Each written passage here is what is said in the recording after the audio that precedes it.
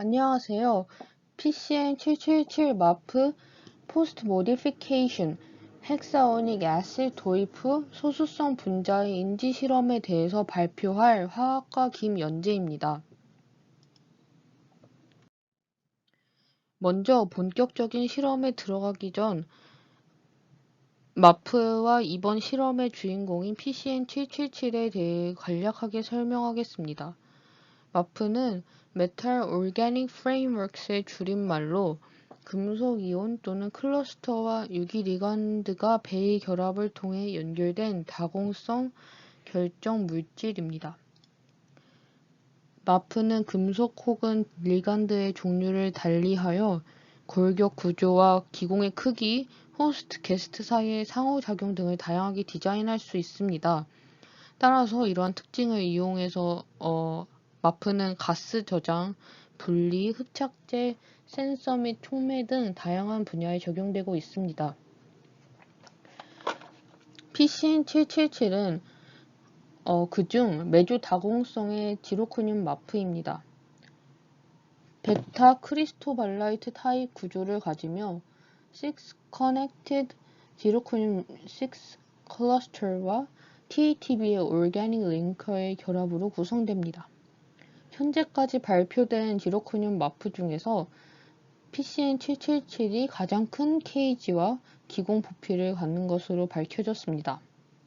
그리고 수용성 환경에서도 훌륭한 안정성을 보인다고 합니다. 그래서 이와 같은 두 특징들로 PCN777은 다양한 크기의 작용기를 도입하기에 이상적인 지지대의 후보로 떠오르고 있습니다.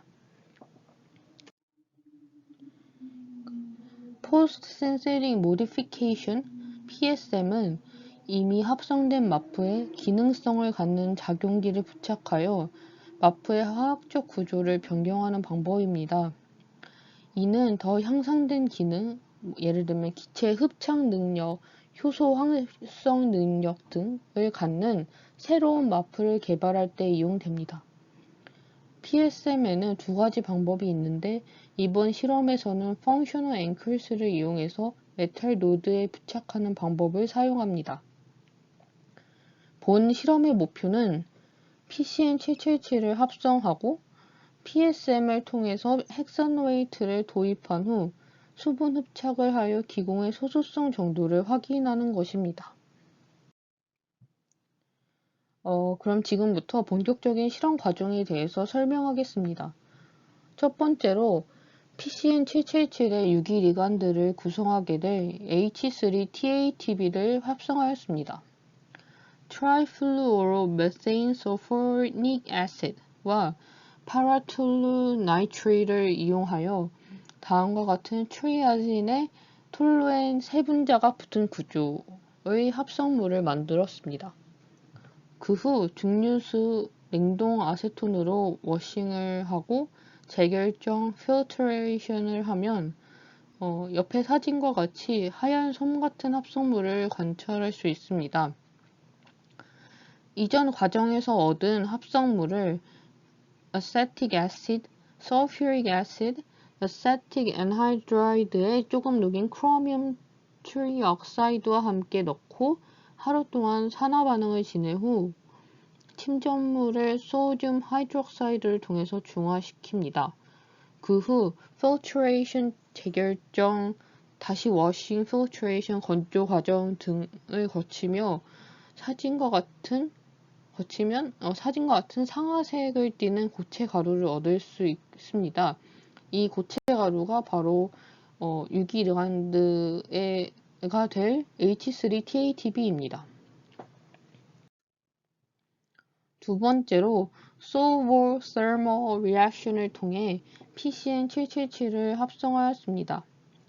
지르코늄 옥시클로라이드 옥타하이드레이트와 H3 앞서 합성했던 H3TATB 트라이플루오로 아세틱 애시드를 DMF 12ml에 녹인 후 밀봉한 상태로 바이알에 넣어 120도씨에서 12시간 동안 소볼 서머 리액션을 진행합니다.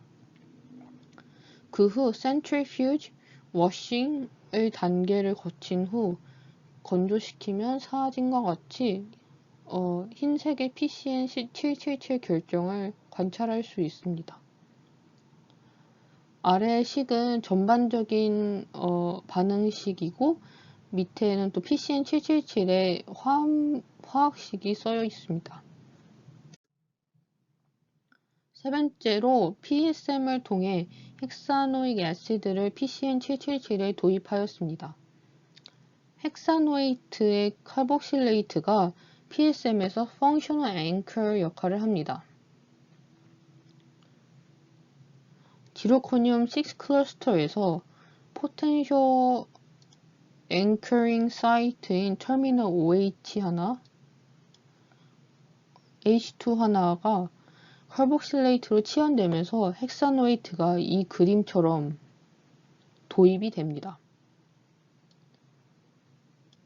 앵커링 사이트는 기공 안쪽을 향하므로 작용기의 성질에 따라 기공 내부의 성질을 바꿀 수 있습니다. 따라서 이번 실험의 경우 헥사노이트를 사용하므로 또 헥사노이트는 긴 알킬 그룹을 갖고 있으므로 기공 내부가 하이드로포빅해질 것이라고 예상할 수 있습니다. 헥사노익 애시드를 도입하는 방법은 마프의 합성 방법과 유사합니다. 합성한 PCN777 중 일부와 헥사노익 애시드를 DMF에 녹인 후 밀봉된 바이알에 넣어 85도에서 12시간 동안 반응시킵니다. 그리고 반응이 종료된 후 워싱 과정을 거치고 이때 절반은 그대로 건조를 합니다. 이 절반이 1회 도입된 PCN777이 됩니다. 그리고 나머지 절반은 또다시 위 과정을 반복하여서 헥사노익 애시드를 총 2회 도입한 배치들이 됩니다. 이제부터는 실험 합성물에 대한 결과 분석입니다. 첫 번째로 합성된 마프의 결정성을 확인하기 위하여 PXRD를 찍어봤습니다. 0.05도씩 돌려가면서 2도부터 20도까지 새 합성물을 측정하였습니다. 위 그래프를 보면 알 수 있듯이 이 시뮬레이트 패턴과 같은 공통된 각도, 예를 들면 2.75도, 5.27도, 5.50도, 6.36도 등에서 뚜렷한 피크를 나타냅니다. 즉, PCN777은 동일한 베타 크리스토발라이트 구조를 갖고 또 펑셔널라이즈 된 후에도 이 결정상이 그대로 유지되는 것을 확인할 수 있습니다. 두 번째로 FTIR 스펙트럼을 통해서 주요 작용기를 확인하였습니다. KBR과 PCN777을 99대 1로 섞어 잘 갈아준 후 펠릿을 만들어 측정하였습니다. 그 후 같은 방법으로 헥사노익 애시드가 도입된 PCN777들의 FTIR을 측정하였습니다. 이때 노란색 영역 스펙트럼에서 노란색 영역에서 PCN777의 유기리간드인 TATB의 주요 작용기들의 피크를 확인할 수 있습니다. 그리고 Functionalized PCN777을 보면 헥사노이트의 sp3CH 본드와 카복실레이트로 인해서 각각 파란색 영역과 붉은색 영역에서 새로운 피크가 나타납니다. 그리고 헥사노이트의 도입 횟수가 늘수록 녹색 영역을 보면 인텐시티가 감소하는데 그 이유는 일단 이 피크가 지로코늄 OH와 지로코늄 OH2의 스트레치를 표현하는 피크로 예상이 되고 또 지로코늄 6 클러스터에서 OH와 OH2가 하나씩 카복실레이트로 치환되면서 헥사노이트가 도입되기 때문에 터미널 OH와 OH2의 수는 점점 감소하게 되고 그에 따라서 인텐시티도 감소하게 됩니다. 그 다음으로 합성물에 대해 HNMR을 찍어보았습니다. 용매로 DMSO를 사용하였고 시료를 용해시키기 위해 소량의 DCL을 첨가하였습니다. 얻어진 NMR 데이터를 통해서 합성물들의 구조를 확인할 수 있었습니다. 먼저 첫 번째로 H3TATB랑 PCN777을 비교한 스펙트럼입니다. 더블렛의 B피크는 트리아진과 가까운 페닐고리의 수소 피크, 더블렛의 C피크는 카복실레이트와 가까운 페닐고리의 수소 피크입니다. 그리고 H3TATB에서 볼 수 있었던 카복시산의 수소 피크가 PCN777에서 사라진 것은 다리 리간드가 지로코늄 클러스터에 결합하면서 카복시산의 수소 3개가 떨어지기 때문입니다. 또 이러한 점 때문에 PCN777이 잘 형성했음을 짐작해 볼 수 있습니다. 두 번째로 parent PCN777과 헥사노익 애시드 incorporated PCN777을 비교한 스펙트럼입니다. 원래 PCN777과 비교하였을 때 이 구간, 즉 2.190 ppm부터 0.816 ppm에서 새로운 피크들이 발견이 되는데 이것은 지르코늄 클러스터에 결합된 헥사노이트의 수소 피크들입니다. 이 수소 피크들을 배치해보면 이 그림과 같습니다. 이 수소들 중에서 D피크를 기준으로 삼아 포뮬라상에서 결합된 헥사노이트의 양을 계산해 보았습니다. 이전에도 언급하였듯이 터미널 OH나 H2O가 하나 떨어지면서 그 자리에 헥사노이트 하나가 결합되므로 분자식은 이렇게 OHN개 빠지고 H2N개 빠지고 헥사노8가 N개 붙어지는 이런 분자식을 갖게 됩니다. 따라서 최대로 붙을 수 있는 헥사노8는 6개입니다. 분자식상에서 실제로 붙은 헥사노8의 수를 N으로 정의하고 또 그 계산한 식은 다음과 같고 효율도 그 N에 대해서 한번 정리를 해봤습니다.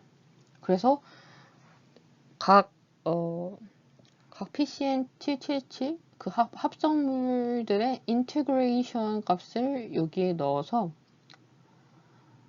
계산하여서 표로 정리하였습니다. 이 표를 보았을 때 1회 도입했을 때는 한 분자당 대략 4개의 헥사노이트가 결합하게 되고 2회 도입했을 때는 5개의 헥사노이트가 도입되는 것을 확인할 수 있습니다. 그리고 2회 도입 시 80% 효율로 안전적으로 많은 양을 부착할 수 있음을 또 알 수 있습니다.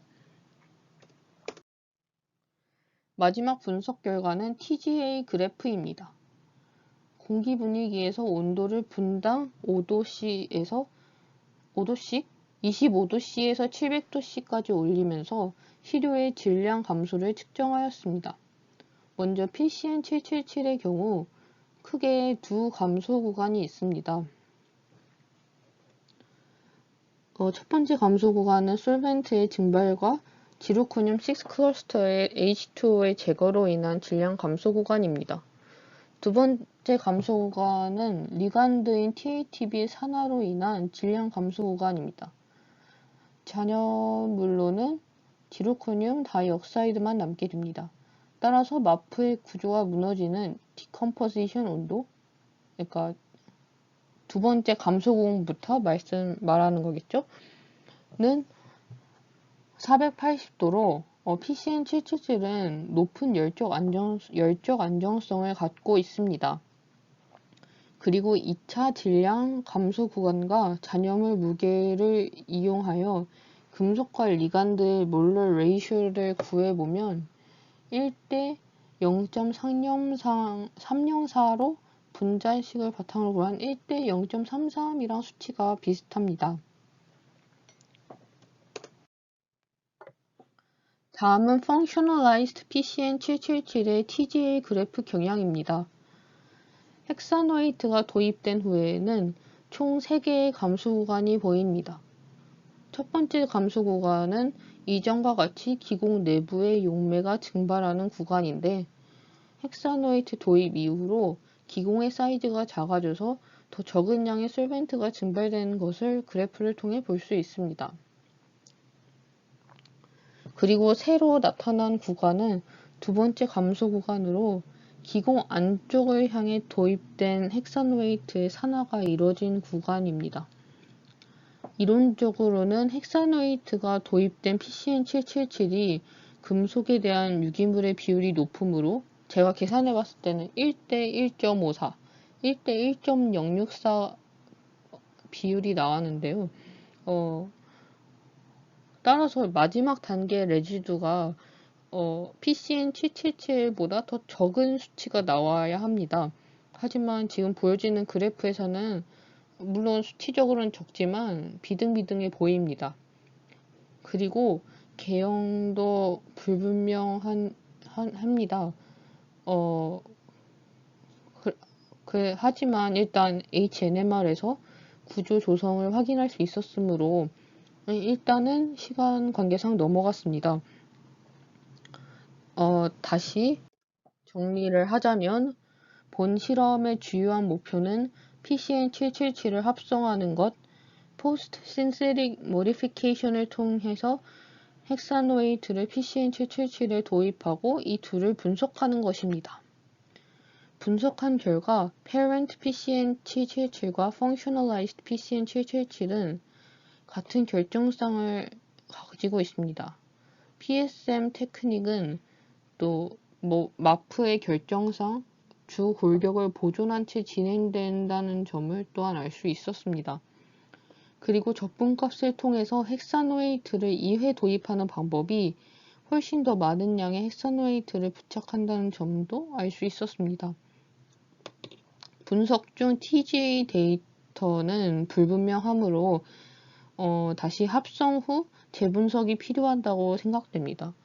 그리고 시간 관계상 못했던 질소 흡착, 수분 흡착을 통해서 PSM 이후 퍼의 크기 변화, 소수성 분자의 인지 실험이 추가적으로 필요합니다. 지금까지 들어주셔서 감사합니다.